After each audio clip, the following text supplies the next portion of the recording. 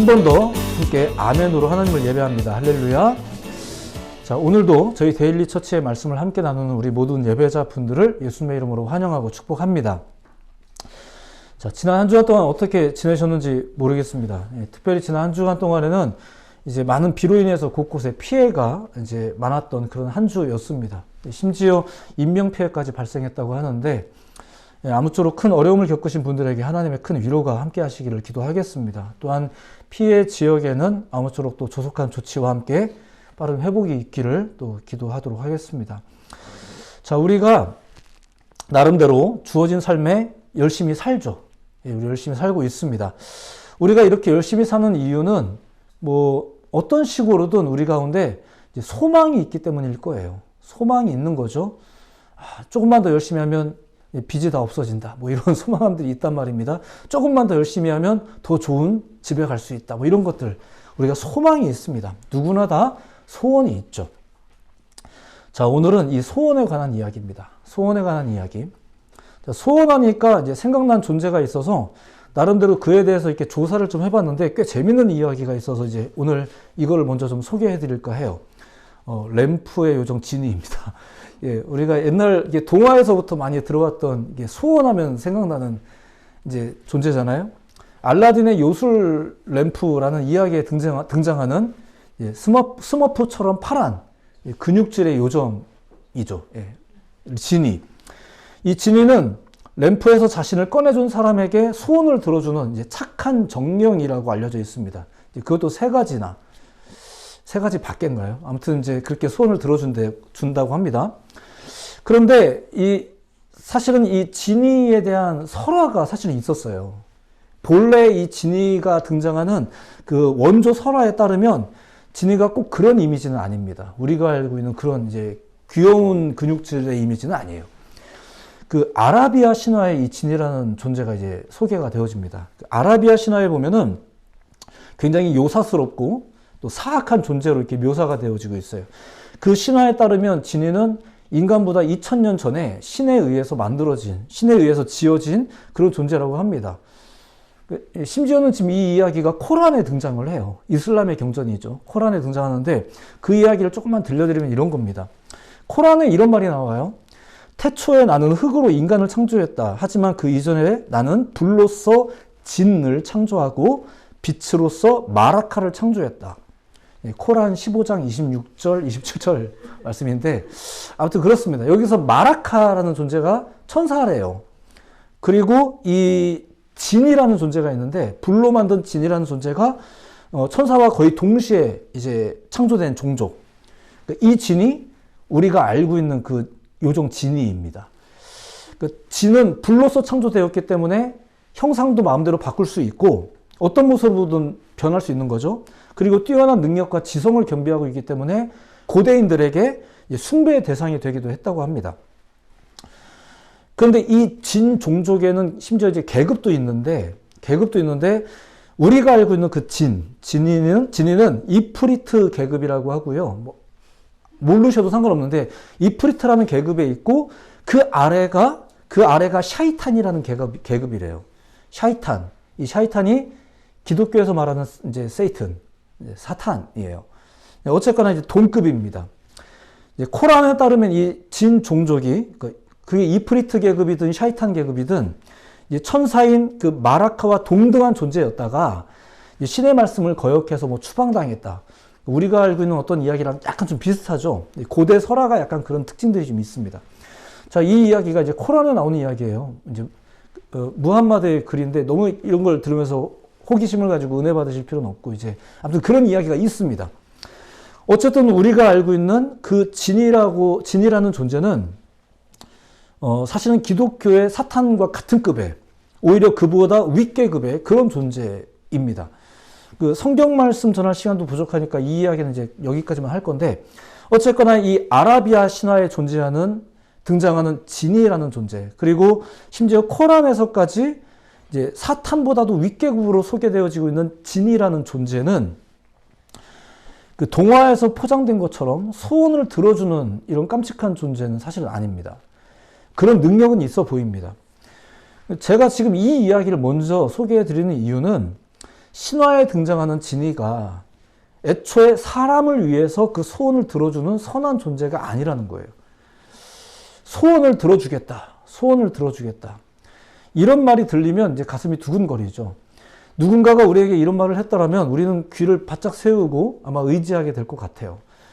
우리는 그렇게 소원이 있고 또 소원을 들어준다라는 존재 혹은 환경 혹은 그런 회사 혹은 여러 가지 그런 조건들에 우리는 많이 혹하죠. 하지만 본래 진리가 그렇듯이 이 세상에 우리의 소원을 들어주겠다라고 말하는 수많은 약속들이 과연 진정한 존재이며 진정한 약속일 수 있겠는가? 그리고 그것이 과연 우리 가운데 진정한 소망이 될 수 있겠는가? 자, 이와 관련해서 우리가 가진 이 성경에는 한 이야기가 등장하는데 오늘 소개해 드리려고 하는 것이 바로 잠언서 30장의 내용입니다. 아굴의 잠언이라고 소개되어지고 있는 책인데 이 아굴의 잠언에 바로 소원에 관한 이야기가 등장을 해요. 그것을 오늘 좀 소개해 드릴까 합니다. 잠언서는 기본적으로 뭐 아시는 분도 있겠지만 이제 솔로몬이 썼다고 알려져 있습니다. 솔로몬의 아랍식 이름이 슐레이만입니다. 어디선가 들어본 표현이죠. 이런 어감들이. 슐레이만이 솔로몬이란 뜻입니다. 이제 코란에까지 나와요. 심지어는. 자, 어쨌거나 잠언서는 대부분 솔로몬이 썼다고 알려져 있는데 마지막 장 30장은 이 솔로몬이 아니라 아굴이 쓴 잠언이고요. 31장은 르무엘 왕을 훈계하는 왕의 어머니가 왕에게 훈계하는 그러니까 제법 잘 나가는 존재에게 그의 어머니가 알려주는 지혜 이런 내용이 31장의 내용. 이러면서 잠언서가 끝나거든요. 오늘 우리가 보려는 게 바로 아굴의 잠언입니다. 자, 아굴의 잠언. 일단 저자가 아굴이라는 얘기고요. 그런데 이 저자가 이 30장 1절에 보면 야게의 아들이다. 이런 표현 외에는 이 사람이 어떤 존재인지에 대해서 설명하는 게 없어요. 다만 그가 누구인지에 대해서는 명확하지 않지만 야게의 아들이라는 것 외에는 설명하는 게 없지만 그가 과연 어떤 사람인가. 우리도 그렇잖아요. 그 사람의 속사정은 잘 모르지만 조금 만나다 보면 아, 이 사람 이런 사람이네 이렇게 아는 게 있잖아요. 역시 성경의 기록을 통해서 아굴이 어떤 사람인지는 짐작할 수 있어요. 그게 주석의 내용이든 이 30장의 내용을 통해서든. 자, 그러면 이걸 보면서 그가 어떤 사람일까를 가늠하자면 이런 겁니다. 뭐 간단하게 설명하자면 첫 번째 굉장히 지혜로운 사람이었어요.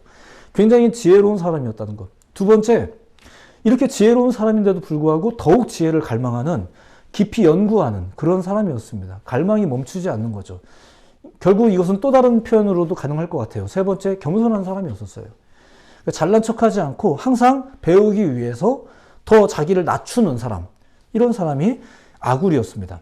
자, 그런 그가 두 가지 소원을 이렇게 아뢰면서 이제 인간의 삶이 이제 어떠해야 될까 이런 이야기를 막 기록한 게 이 30장의 내용이에요. 자, 그러니까 뭐 이 아굴이라는 사람이 제안하고 있는 여러분 이런 게 사는데 참 꼭 필요한 지혜입니다 라고 알고 있는 내용들을 막 얘기하는데 그 지혜를 말하기 전에 두 가지 소원을 지금 말했다는 얘기입니다. 자, 그러니까 그가 발견한 삶의 지혜가 뭔가 이걸 살피기보다 기왕이면 그 두 가지 소원이 뭔가 이걸 좀 관심을 가져보고 싶었던 거죠. 이 소원을 가진 사람들이 알아가는 지혜가 있어요.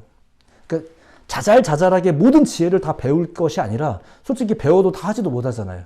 그럴 게 아니라 그 기반이 뭐였나. 그런 삶의 지혜가 어떻게 나왔나. 이 기반을 보는 거죠. 그에게는 삶의 지혜가 되는 두 가지 큰 기반이 있었습니다. 그걸 소개해 드리려고 하는 거예요. 그가 소원했던 게 있는데 그게 뭘까요? 우선은 그가 하나님을 주목합니다. 지금 하나님을 주목하고 있어요. 램프의 진이나 다른 걸 주목하는 게 아니라 하나님이란 존재를 주목하는 거예요. 왜냐하면 그 하나님이 어떤 분인지를 알기 때문에 주목하는 겁니다. 하나님은 아굴이 표현하는 방식대로라면 순전한 말씀을 주시는 분이고 그리고 더불어서 그를 의지하는 사람들을 지키는 방패와 같은 분이래요. 그게 5절의 내용입니다. 그러니까 뭐 여러 가지 하나님을 묘사하는 미사어구들이 가능하겠지만 아굴이라는 사람이 말하는 건 어떤 거예요? 순전한 말씀을 주는 분이라는 거죠. 나에게 순전한 말을, 틀리지 않은 말이란 뜻이에요. 순전함이라는 말은 순수하다는 말이니까 이제 틀린 말, 거짓말 하는 분이 아니란 얘기예요. 그리고 두 번째는 방패와 같은 분, 나를 보호해 주시는 분이라고 적어도 이 사람은 그렇게 느끼고 있는 것 같아요. 그렇게 소개하면서 이제 앞으로의 이야기를 합니다. 여러분에게도 하나님을 향한 아굴과 같은 그런 고백, 신앙의 고백이 있기를 예수님의 이름으로 축원해 드립니다. 자, 아굴은 그러한 하나님께 자신의 소원을 이제 아뢰는 거예요. 그게 이제 7절부터의 이야기인데, 7절 한번 같이 읽어봤으면 좋겠습니다. 7절 말씀을 함께 읽어볼게요. 시작. 내가 두 가지 일을 주께 구하였사오니 내가 죽기 전에 내게 거절하지 마시옵소서. 자, 소원이라는 게 있죠. 본래 소망이라는 것은 자신에게 있는 한계를 느끼면서 형성이 됩니다. 돈이 없으면 돈을 소망하게 되는 거고요. 건강이 나빠지면 좋은 건강을 소망하는 거죠. 당연한 거예요. 아굴도 자신이 느끼고 있는 어떤 지혜의 한계가 있는데, 삶의 지혜에 대한 한계가 있는데, 그 지혜의 한계를 통해서 자기의 소망을 지금 정리하고 있는 거죠. 그게 두 가지라는 거예요. 그리고 기왕이면 죽기 전에 좀 이 소원이 성취됐으면 좋겠다, 이렇게 기도하고 있는 거죠. 그 내용을 이제 소개해드리면 이렇습니다. 8절 앞부분인데 눈으로만 보세요. 첫 번째 소원이에요. 곧 헛된 것과 거짓말을 내게서 멀리 하옵시며, 이런 말씀이 나와요. 첫 번째는 진실하게 살게 해달라는 거예요. 진실하게 살게 해달라. 자, 우선 그의 소망의 첫 번째가 물질적인 건 아니고요. 좀 정신적인 겁니다. 내면적인 거죠. 헛된 것과 거짓말을 내게서 멀리 하옵시며 라고 먼저 이제 말을 하는데, 여기서 헛되다라는 말이 본래의 히브리어 원서의 뜻에 따르면 허탄하다라는 뜻입니다. 그리고 이 허탄하다라는 말은 거짓된 모습, 거짓된 행복의 외양들, 헛된 기대들, 이런 걸 말합니다. 그러니까 속은 부글부글 끓고 있는데 겉으로는 환하게 웃는 약간 이런 거랑 비슷합니다. 그러니까 거짓에 의해서 컨트롤 되어지는 이미지. 거짓에 의한 온갖 화려한 거칠애.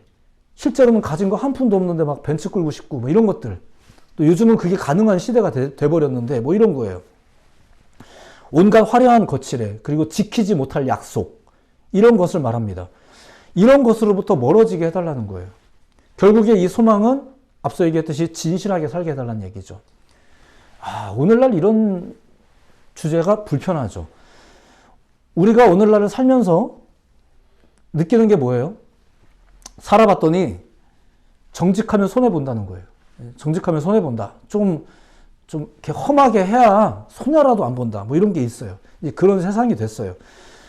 거짓말쟁이라는 말은 참 듣기 싫어하면서, 그러면서도 역시 손해보는 건 또 싫어요. 그렇잖아요. 우리 막 거짓말쟁이라는 말 들으면 막 싫잖아요. 그런데도 이제 사는 모양새는 또 뭐 이제 뭐 불가피하지 않냐 막 이러면서 하는 게 있단 말이에요. 쉽사리 그 생각에서 못 벗어납니다. 아니, 생각에서 못 벗어나는 게 아니라 현실에서 못 벗어나요. 머리로는 진실해야 된다는 걸 알면서도 실제로는 진실하게 살기가 어렵다고, 또 그런 삶을 살기를 꺼려 하죠. 본문에서 저자가 이제 헛된 것과 거짓말이라는 표현을 사용하고 있는데, 언젠가도 말씀드렸듯이 히브리인들의 말은 그냥 말이 아닙니다. 그 말이 마음속에 있을 때는 생각이나 사상이지만 겉으로 드러날 때는 말이고요. 그 말에 의해서 체계적으로 그것이 실천되어질 때는 그게 행동이 되는 거예요. 뭐 어려운 얘기는 아니에요. 그냥 말이라는 것이 사상과 행동을 포함하고 있다는 얘기예요. 그 히브리인들이 헛된 것과 거짓말을 멀리 해달라는 얘기는 그냥 그 말에 대한 문제가 아니라 삶에 대한 이야기예요. 그러니까 헛된 것과 거짓말을 내게서 멀리 해달라고 지금 이렇게 소망하고 있는 거잖아요. 지금 이 시인이. 이거는 자신은 진실하게 살게 해달라. 이게 그냥 기도이거나 그냥 말이 아니라 현실적인 삶이 되게 해달라는 거죠. 그러니까 하나님이 나의 삶이 그러하도록 도와달라는 거예요. 만약에 담배를 끊고 싶다 이러면은 그냥 이게 막 끊어져요. 그러니까 이제 담배 피는 친구들하고는 좀 멀어져야 되는 약간 이런 아픔이 좀 있죠. 왜 그래야 되냐고 막 하는 분들도 계시는데, 그쵸, 뭐 같이 가까이 지내는 게 사실 더 좋겠지만, 담배 끊고 싶다면서요. 그러면은 좀 이래야 되는 게 있다는 얘기예요. 그렇잖아요. 그러니까 헛된 것과 헛된 거짓말을 내게서 멀리 해달라는 말은 그냥 말로 하는 기도, 강대상에서 대표 기도할 때나 하는 기도, 눈 감고 고개 숙였을 때나 말로 하는 기도가 아니라 삶이에요. 그러니까 이 삶에 대한 요구죠. 그냥 기도가 아니라는 거예요. 하나님이 나의 삶을 그렇게 되도록 도와달라는 거예요. 정직하게 살아야 한다는 것을 내가 모르진 않아요. 근데 그게 잘 돼요? 그걸 또 내가 잘 해요? 세상도 도와주지 않고 나도 그걸 할 능력이 잘 안 되잖아요. 현실적으로 그렇잖아요. 그러니까 하나님의 도움이 필요합니다. 라고 말하는 거예요. 나는 하나님의 도움이 필요합니다. 나는 하나님의 도움이 필요합니다. 무엇을 위해서? 첫 번째, 진실함을 위해서. 진실하면은 손해보고 산다. 뭐 이런 말이 있긴 하지만 또 그런 것 같긴 한데 실제로 그건 내가 많이 경험해 봤는데 그럼에도 불구하고 하나님 도와주십시오. 내가 이 진실함을 포기하지 않도록 내가 똑같이 되지 않도록 뭐 이런 거라는 얘기입니다. 그리고 애초에 이런 소망을 가지게 된 이유도 사실은 하나님 때문입니다. 하나님을 믿기 때문에 세속적인 소망이 아니라 정말로 내가 품어야 될 중요한 소망이 무엇인지를 알게 된 거예요. 그동안에 교회 다니면서 그동안에 말씀을 읽으면서 한 거죠. 저도 돈이 좋아요. 하지만 돈 달라는 기도를 굳이 하지 않는 이유는 뭐 이런 것이 있단 말입니다. 그보다 더 중요한 게 있고 뭐 이런 게 있단 말이에요. 자, 이것이 아굴의 첫 번째 소원이었습니다. 나를 진실하게 살게 해달라. 근데 이게 내 힘으로도 안 되고 돌아가는 세상도 그렇지는 않다. 그게 잘 되지 않는 세상이다. 그러니까 하나님이 도와달라. 지금 이 기도를 하고 있는 거예요. 우리에게도 그런 소망이 있어야 될 줄로 믿습니다. 두 번째는 이런 겁니다. 8절 중간부터의 내용인데 이게 두 번째 소망이에요. 읽어드릴게요. 나를 가난하게도 마옵시고 부하게도 마옵시고 오직 필요한 양식으로 나를 먹이시옵소서. 이게 두 번째 소망입니다. 가난하게도 부하게도 말게 해달라. 필요한 양식만 내가 먹고 사는데 어려움이 없도록 해달라. 뭐 이런 내용이에요.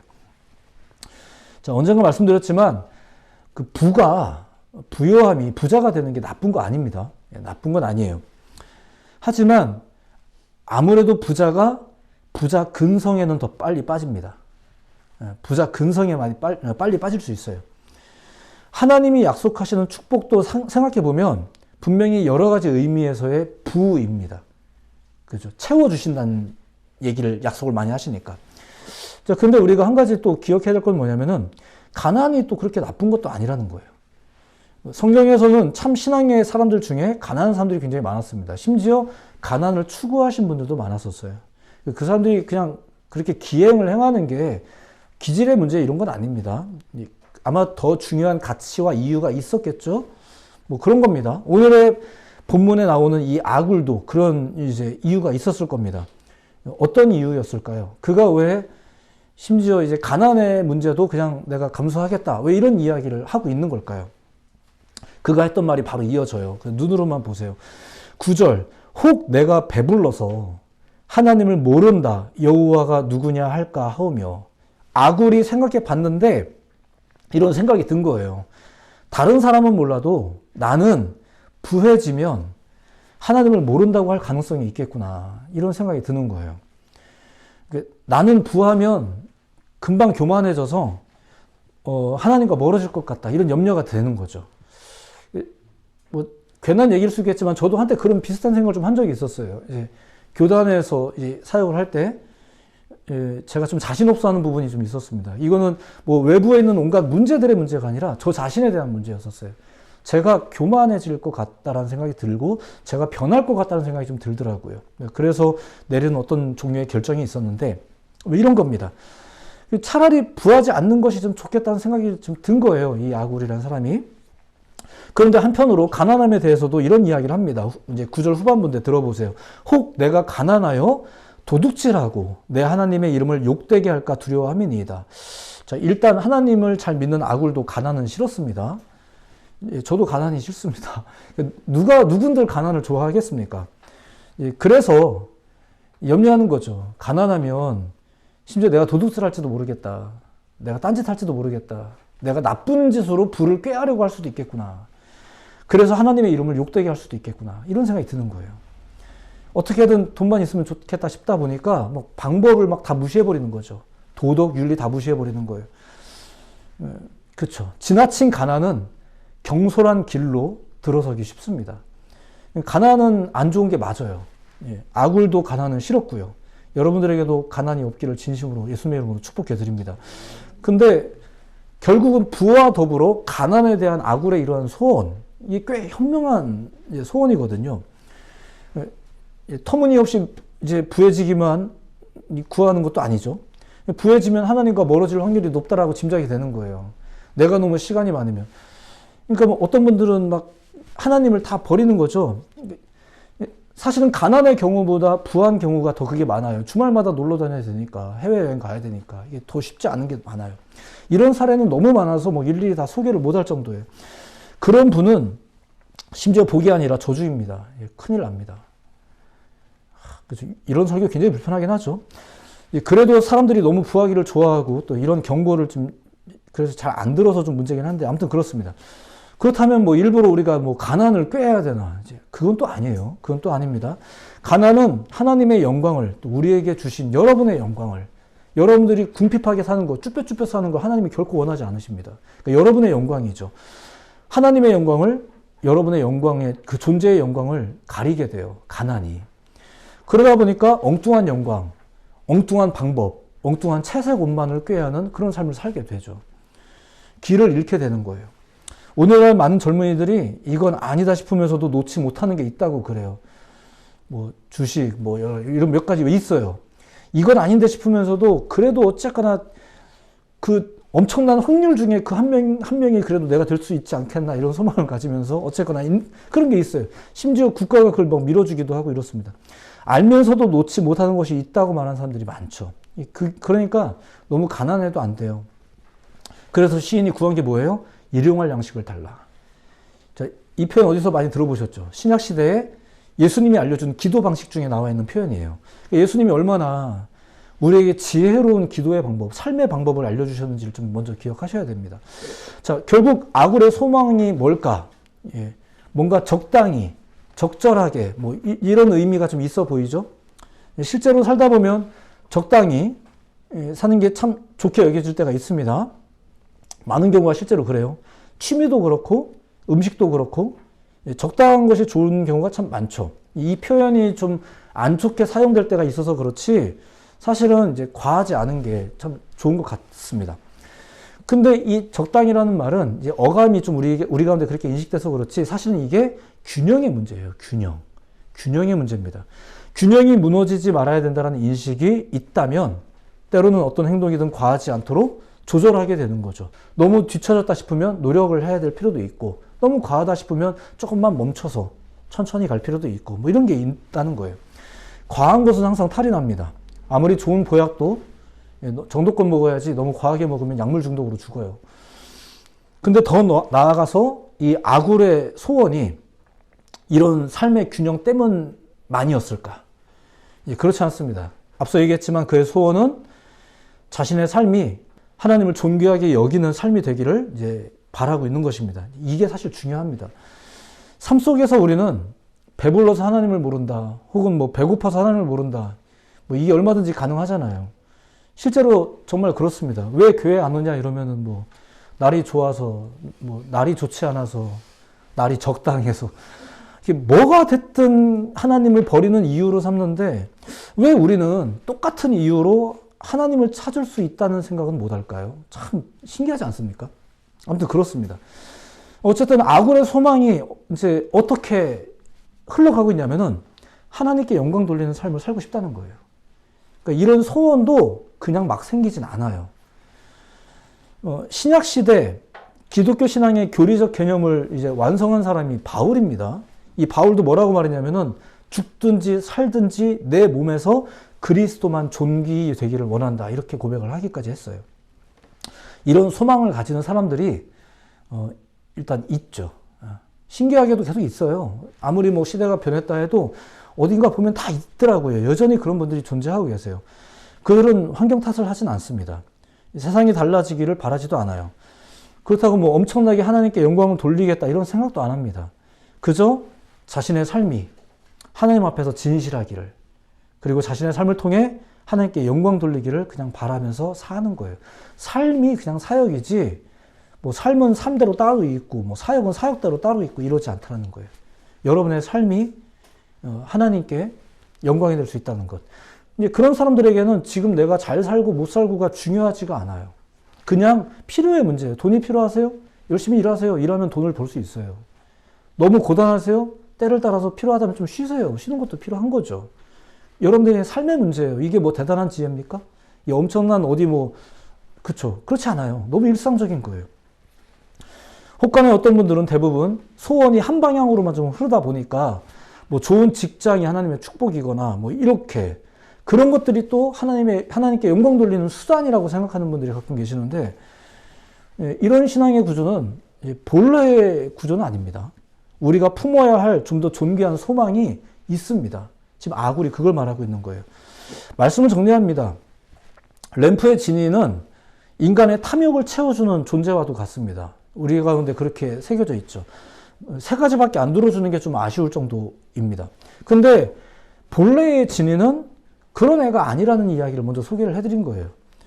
그러니까 우리가 그런 줄 알았는데 사실은 그렇지 않다라는 거예요. 이게 진위뿐이겠습니까?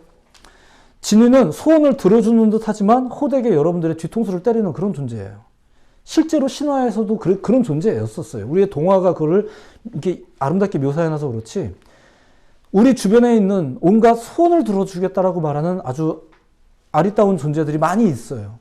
정말 그러하냐 이거예요.